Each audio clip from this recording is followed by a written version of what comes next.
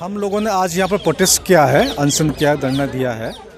चूँकि हमारी कोई बात नहीं सुनी, कोई बात नहीं मानी, इसलिए मजबूर होकर के हमें वापस दोबारा यहाँ पर आना पड़ा। सबसे बड़ी बात क्या कि जो लॉकडाउन लगा, तो लॉकडाउन जो था वो अनकॉन्स्टिट्यूशनल था, इलीगल था, और लॉकडाउन का मुआवजा लोगों को मिलना चाहिए। ब्रिटिश शासन के समय लोगों को मुआवजा मिला, तो इस वक्त क्यों नहीं मिला। इसके साथ में दो मांगे ये है कि जो हमारा विदेश में जो ब्लैक मनी पड़ा हुआ है लगभग 1000 लाख करोड़ रुपए का स्विस बैंक में और बाकी बैंक में, उसको वापस लाया जाए।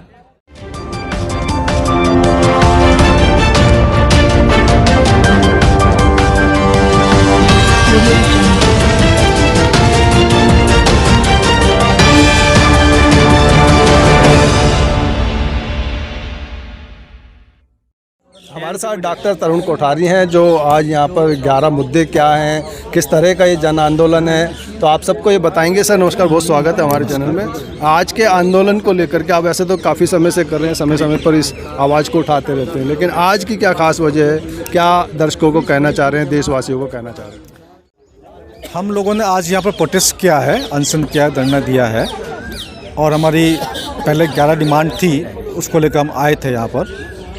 30 अप्रैल को हम लोगों ने एक बड़ा प्रोटेस्ट किया था, सरकार को ज्ञापन दिया था, लेकिन सरकार ने चूँकि हमारी कोई बात नहीं सुनी, कोई बात नहीं मानी, इसलिए मजबूर होकर के हमें वापस दोबारा यहाँ पर आना पड़ा।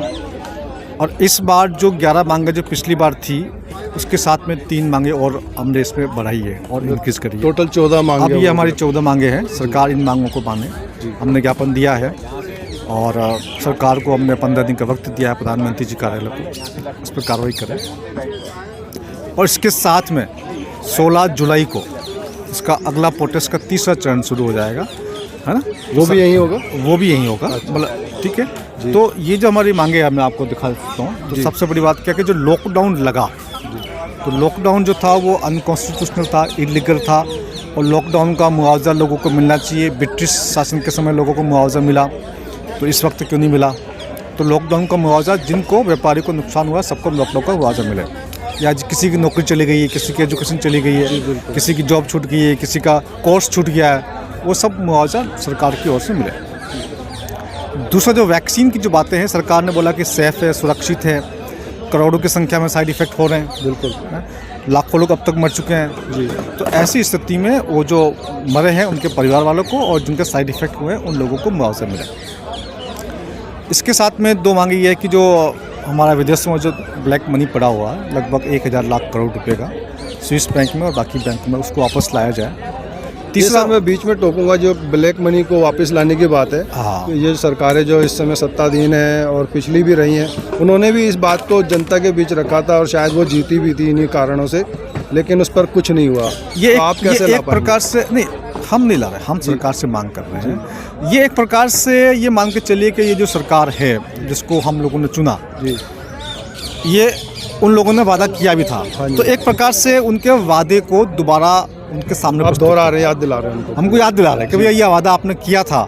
1000 लाख करोड़ रुपया जिसमें पड़ा है, ये जुमला था। तो नहीं, सरकार जुमला नहीं कह रही है, सरकार आज भी बात मानती है कि बार पड़ा है, पर सरकार वो एग्जैक्ट आंकड़े आज हमको नहीं दे रही है, तो इसलिए वो आंकड़े हमारे पास है। 1000 लाख करोड़ रुपया तो वो है जो ब्लैक मनी है। अच्छा, कुछ ऐसे आंकड़े जब ये इस मुद्दे को उठाया गया था, जो उस समय की जो धनराशि थी आज बहुत बढ़ चुकी है, काला धन तो बढ़ता ही जा रहा है। नहीं, ये मान के चलिए, अब ये हमने कैलकुलेट किया है, मोटा मोटा हमने कैलकुलेशन आज की तारीख के हिसाब से किया है, उसको हमने इसके साथ से मैचिंग करी है जी। और जो ईस्ट इंडिया कंपनी थी और ब्रिटिश शासन जो थे, जो भारत को लूटा, उसको हमने हमारी टीम ने अनुमान लगाया भी कितना पैसा लूटा, तो मालूम चला कि ये $400 ट्रिलियन से लेकर के $2000 ट्रिलियन के बीच की लूट थी है जी। इतना पैसा लूटा गया कि आज जो हमारा 1 रुपया है, उसकी जो वास्तविक जो वैल्यू अगर देखी जाए कि वास्तविक वैल्यू कितनी थी 1 रुपये की, तो मान के चलिए कि वो 4550 के आसपास बैठती है। तो अंदाज़ लगा सकते कितना हम लोगों को लूटा गया था। बिल्कुल सही। ऐसी स्थिति में उस पैसे को वापस लाया जाए, है ना जी। साथ में किसानों को MSP दिया जाए, ये हमारी एक मांग है। साथ में जो इलेक्शन सिस्टम है उसमें सुधार किया जाए, सिंबल को हटाया जाए, है ना। उसके बाद में EVM मशीन पर समीक्षा की जाए, इस प्रकार के मुद्दे हैं। और जो 3 नए मुद्दे जो हमने इस बार ऐड किए हैं, एक तो सरकार एक न्यू पब्लिक हेल्थ बिल लेके आ रही है, जो न्यू पब्लिक हेल्थ बिल है वो बहुत ही खतरनाक है। कभी भी किसी भी जगह इंस्पेक्शन हो सकता है, किसी भी व्यक्ति का आपका ट्रीटमेंट ज़बरदस्ती फोर्सफुली हो सकता है, चाहे मेडिसिन से हो, चाहे इंजेक्टेबल हो, चाहे आपका वैक्सीन से हो। आप मना नहीं कर सकते, आपको वो लेना ही लेना है ना।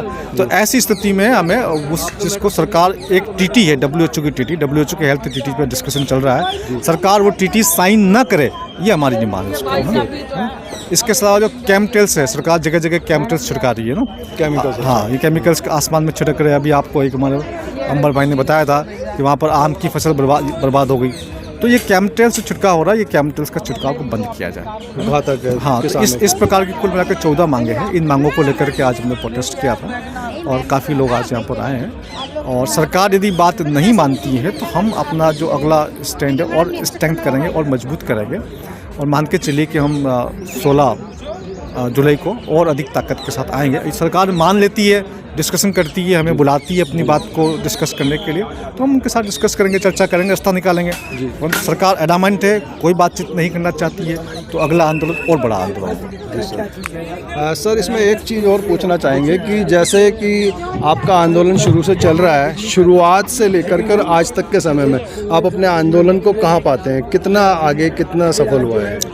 देखिए, जब ये प्रोटेस्ट शुरू हुआ, लोगों को जानकारी नहीं थी, तो शुरुआती दिनों में ये आंदोलन इस प्रकार से हुआ कि लगभग मान के चलिए कि 20 करोड़ लोगों ने एक भी डोज नहीं ली। सरकार के लाख प्रयास के बाद 20 करोड़ लोगों ने एक भी डोज नहीं ली, और 20 करोड़ लोग ऐसे होंगे जिन्होंने फर्जी सर्टिफिकेट बनवा लिया। सेकेंड स्टेप की बात करें तो जब लोगों को सेकेंड डोज देने की बात आई थी, तो मान के चलिए 40-50 करोड़ लोगों ने सेकेंड डोज नहीं ली।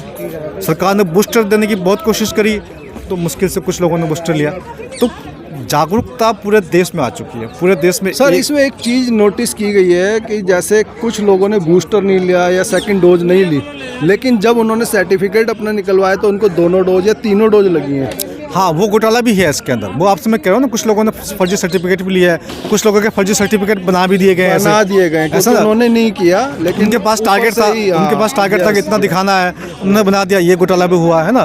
तो कुल मिलाकर के इससे जो बातें हुई है, जो ये पूरे देश में चेतना आई है लोगों के अंदर। आज की तारीख में करोड़ों लोग जागरूक हो चुके हैं। सरकार ने एक लंपी का अभी नाम का एक गेम खेलने की कोशिश की थी, तो वो लंपी का फेल हो गया, सरकार का गेम नहीं हुआ। बीच में एक मंकी पॉक्स का गेम सरकार ने खेलने की कोशिश की थी, मंकी पॉक्स आ गया।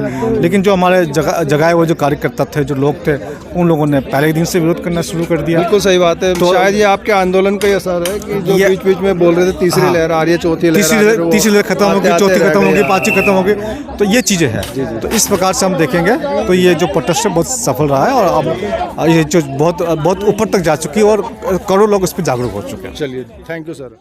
तो ये थे डॉक्टर तरुण कोठारी, जो इस आंदोलन को बहुत ही सफलतापूर्वक अपने लोगों में फैला रहे हैं, भारतवासियों में फैला रहे हैं। और इन सब बातों से आपके क्या सुझाव, क्या है विचार, हमसे ज़रूर साझा कीजिएगा। इसी के साथ मैं रूप सिंह गोसाई आप सभी से विदा लेता हूँ, जल्द मिलूँगा। तब तक आप अपना बहुत ख्याल रखिएगा। नमस्कार, धन्यवाद, जय हिंद, जय भारत।